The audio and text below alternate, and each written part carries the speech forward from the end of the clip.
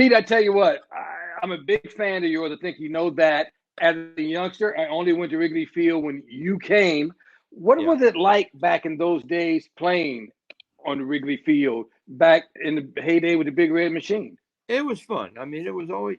Here's a couple reasons why it was fun playing at Wrigley, and you probably won't really get this one, but we got off every day at 5 o'clock, so you could be on the road and go out and get a decent meal after the game because we played all day games. Matter of fact, Hmm. I managed the first game that the Cubs played a night game when I was with the Reds. The Cubs and the Mm-hmm. Reds played on a Monday night, and I managed that game. So I know little bit about playing under the lights and a little bit playing under the sun. But it was a Yeah. good ballpark. It was, and when you're on the way to the ballpark, Kenny, you always looked out the bus about 2 blocks from Wrigley Field to see which way the wind was blowing because they had all those flags out in center field. You know what I'm talking about. And if the Yeah. flags were going out, the pitchers were all getting down in their seat. And if the flags, because they didn't want to pitch, and the players were licking their chops because they knew it was going to be a high scoring game. Hell, I played a game there one day with the Phillies. We beat the Cubs 23-22. We Also, got 9 in the first. We thought we were flying high, and they came back and got 10 in the first. So it was 10-9 after the first inning. beautiful Wrigley Field. Hey, you Yeah, also got to play on the same field with Ernie Banks, someone I yeah, know who you really admired and had a lot of respect for. yeah. Well, they had a couple guys. Billy Williams is another one, and another one of my favorite Cubs ever was Ron Santo. They were 3 Hall of Hmm. Famers. They were all really good, and Ernie, yeah, it was a great game. It was a great day for two. Let's play two. I mean, he was a doubleheader guy, and they were all three really good ball players. And of course, they had Beckert and Kessinger and Fergie, and they had a lot of good players with Chicago. They had Leo DeRocher as manager. They just never quite put it together. Yeah. I think Pete. I think playing day games, Kenny, for a whole season got to the team. I think in September it wears the team out because it's not Hmm. normal. Okay, in spring training it is, but it's not normal to go to the ballpark. Okay, at 8:30, 9 o'clock, and Hmm. that's what time those guys had to go to the ballpark because the game started at 1:30. Well, Pete, there were three players that I would pay my money to go see: Pete Rose, Dick Allen, Andre Dawson. As you know, Andre turned out to be my closest and dearest friend. You Yeah, he's the played with best. Andre in Montreal. What kind of teammate was Andre Dawson? Oh, he was a great. He was a great teammate, just like a great player. I mean, he just never played uh, in the World Series or the playoffs or stuff because of being with the Cubs and in Montreal. I thought we had a good shot in '84 to go to the World Series. Hell, we had Dawson, we had Raines, we had Francona, we had uh, Wallach, we had Carter, we had Brent Smith. Uh, we had a lot of good players there. It was one of them deals. I'll tell you what happened there. It was one of those deals where, and people don't understand the value of a manager. Bill Verdon was a Mm, nice guy, okay, but we needed a kick-ass type guy, and he was not the kick-ass type guy. He was too mm, laid back, as you know or may not know. If your manager is laid back, the players are going to be laid back. If mm-hmm. the manager's aggressive, the players are going to be aggressive. And Right. Bill Byrne just wasn't aggressive enough because we had a lot of great players: Steve Rogers, Jeff Reardon. I mean, we had good relievers, good starters, good hitters, good defensive players, but we just didn't win. We just didn't win. Hmm. It was real depressing for me because I was on good teams. I was Right. always on good teams. I mean, I played with 12 Hall of Fame players. I mean, I played with a lot of great teams. I had a good team in Philadelphia. We went to 2 World Series. I thought we had a good team in Montreal. I had a good team in Cincinnati with the Big Red Machine, and that's all you're looking for as a player, is have a bunch of teammates that can get you to the next level. It's all about the Mm. next level. The next level. Well, speaking of level, the White Sox have a great team this year. Tony La Yeah, Russa is coming yeah. out of retirement to manage. People are making such a big deal. He can't relate to today's players. He hasn't managed in 10 years. He's Well, that's a 76 valid years point. I think old. that, yeah, I think that's a valid point. I mean, I don't know, to be honest with you, if I could step into a managerialship a job today. Uh, but there again, managing a baseball team is all about handling players. And I think Tony La Russa will have no problem handling the players. You have to have one set of rules for everybody. Not everybody, but your two star players. It doesn't work that way. I don't think Tony will Mm-hmm. have any problem at all. The only problem he'll have is if his pitching don't pitch. That's the same Mm-hmm. problem every manager has. If you don't pitch, you don't win. I don't care how much Right. you hit. You got to pitch Well, in Major League Baseball to have a chance to win. now you said you don't think you can manage today's players. I, Why not? I don't know. Because I don't know the attitude of these guys today. Because hell, you got some of these guys making 35 million, some of these guys making 25 million. Sparky told me this a long time ago. Sparky Anderson, I'm talking about. He said all he wanted when he went to Cincinnati is for the star players to like him. Because if Mm-hmm. your star players don't buy into your program, it's only a matter of time before you get released. You got to have the Mm-hmm. star players in your corner as a manager or a coach, and if you don't, it's only a matter of time before they cut you out of the team. Mm-hmm. I don't know why Well, it's like Pete, that. yeah, I'm gonna say I don't know why I like that either, but I guess now the inmates run the asylum because, like you Yeah. say, they're making 35, 40 million a year, and you're not Well, gonna you cut a think guy you and pay him. yeah you think if you come in and you embarrass a player and he's making 25 million, and he goes to the owner and says, "Get rid of that guy."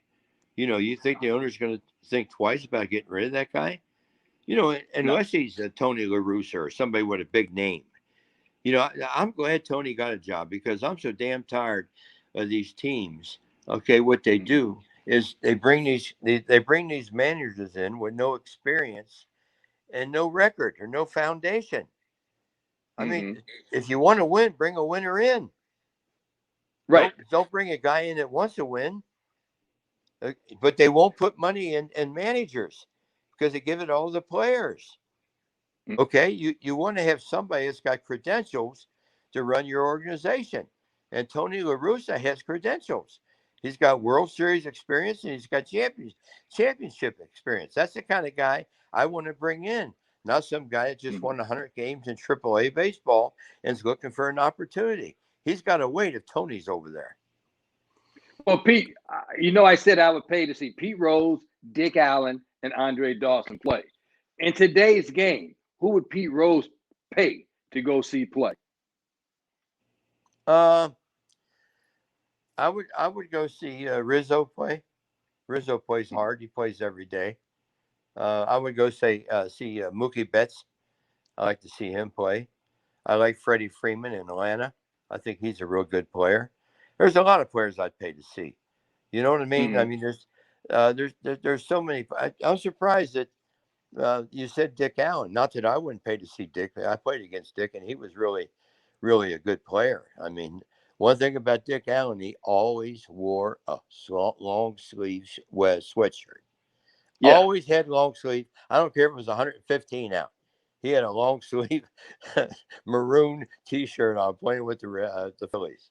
But he had Richie. Well, I remember when it was Richie, and he went to Dick, and but he had great opposite field power.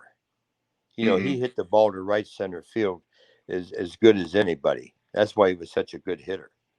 Yeah. Well, remember, I was just a kid in that 72 MVP season. We had never seen anything like that here in Chicago. Hitting the ball over the roof, hitting the ball into center field. That's Oh, he why was I strong. say Dick Allen, because he was He so was strong. strong. No Yeah. Yeah. question about it. Yeah. All Dick Allen should have did that he didn't do is he never worked on his defense. Mm-hmm. Okay, wherever he played, whether it was first base, third base, or whatever, he was a liability in the field. But he made Mm-hmm. up for it by knocking in so many runs.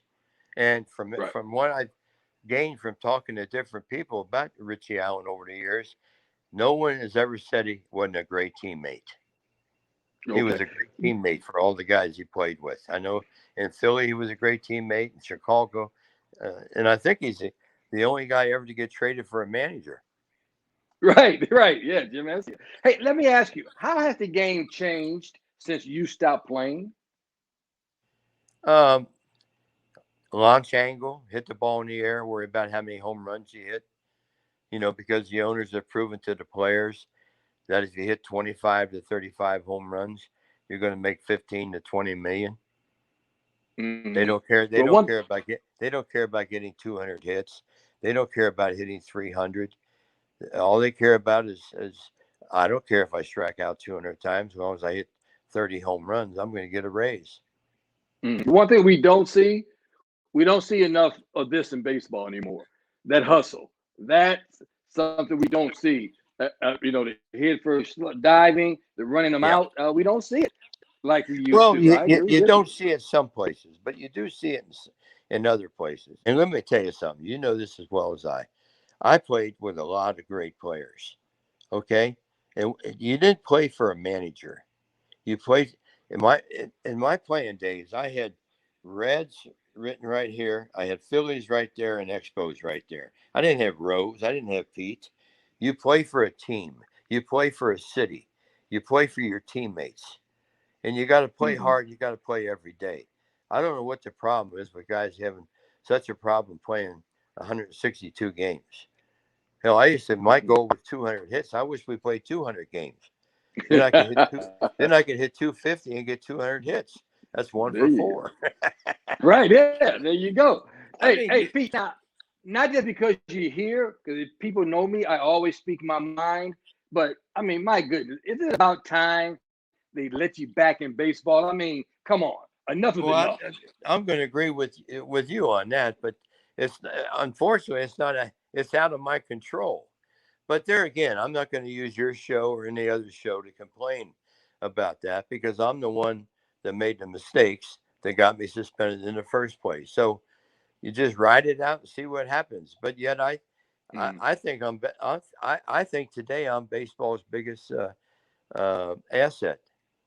I go to Mm-hmm. bat. I sign autographs in Las Vegas, 18 days a month, 5 hours a day, and all I do is talk positive about the game of baseball and the players playing the game today. I'm the biggest ambassador baseball has, and I'll tell you something you'll find interesting. I'm from Cincinnati, Ohio. I was born 3.5 miles from a Riverfront Stadium. Okay, Great American Ballpark is right next to where Riverfront Stadium was. And by the way, Great American Ballpark is on Pete Rose Way. Okay, I have never been allowed to go in the clubhouse or in the batting cage. Now you're Wow. going to think I couldn't help some young Cincinnati players in the batting cage. That 4,200 hits. I think you know something about hitting. Well, the clubhouse and the batting cage are off limits to me. I can go to the game. I don't get no passes though. I got to buy my way, which is fine. And I go to a lot of Reds games, sit right behind home plate, and I watch the Reds every day on TV. I watch the White Sox a lot. I watch the Cubs a lot. That's the great thing about living in Vegas. You get all the games, and I Mhm. put 2 games in a day, sometimes 3. Wow, So that's I'm on great. top of what's going on in baseball. Pete, I know we have to go. Let me ask you a final question. Do you think there will ever come a day where you say, look, my record speaks for itself. You could fill up an entire notebook with all of your records. Do you think Mhm. there'll come a day where you just say, hey, I'm not going to ask, forget about being reinstated. I know what I did. I should be in Oh the no, Hall of Fame. you're absolutely right. You're absolutely right because um, if I was ever given the opportunity to go to the Hall of Fame, I'd be the happiest guy in the world. Okay, but I'm not going to spend the rest of my life going to bed every night and praying that I go to the Hall of Fame. I made the Reds Hall of Fame. I got a statue outside the ballpark. I got my number retired in Cincinnati. Those were important to me because I'm from Cincinnati. Okay. But there again, I'm pretty much up to speed on all the guys that went into the Hall of Fame since 1960, let's see, 63, 69. That would be Stan Musial because that's the first player I Mhm. played against and made the Hall of Fame. But every player since then, okay, when I was on the field, when I was a player, I knew everything about it. Every player went in the Hall of Fame. And if you think there's a bunch of altar boys up there, you're mistaken. Okay, but that's okay. That's okay. I baseball just frowns. They frown on gambling. I wonder if you knew this. Okay, you got a minute? That's okay. Yeah. Okay. Hmm. Do you know that before last year, the last year's games? Okay, there's 30 managers in baseball. Every day, 15 minutes for the game, the managers have to email their lineup to the commissioner's office, and the commissioner emails it to MGM Grand. Does that Why? seem strange to you? Yeah. Makes Because no sense. they don't want somebody that could get hooked up where they said this guy was pitching and they scratched him and this guy's pitching and it screws up the board in Vegas. They don't want anybody to get Wow. hurt. So Every they don't day want. of the year. You think when So I was manager of the Reds and 15 minutes before the game, I didn't have a lot of things to do, like getting my pitcher ready and going to the bullpen and making sure he's warming up in the proper way and things like that. But I had to take time. I had to take time to email my lineup to baseball. wow. Doesn't make a lot Yet of they sense. frown on gambling. Yeah. Well, And Pete, hey, 15 I, ballparks in 15 ballparks in the major league have casino signs inside the ballparks. unbelievable, But unbelievable. that's the Well, world Pete, we live in. yeah, the world we live in. Pete, I know you had to get to the airport. I don't want you to miss that plane, but I want to thank you so much for taking time being with me. And next time you come to Chicago, bring Warren with you, and we'll go to Gibson's and get a good steak on Warren, not on me. All right, man. You take care and tell the Hawk I said hi when you see him. I will. Pete, thank you so much All for being right. with me. All right, buddy.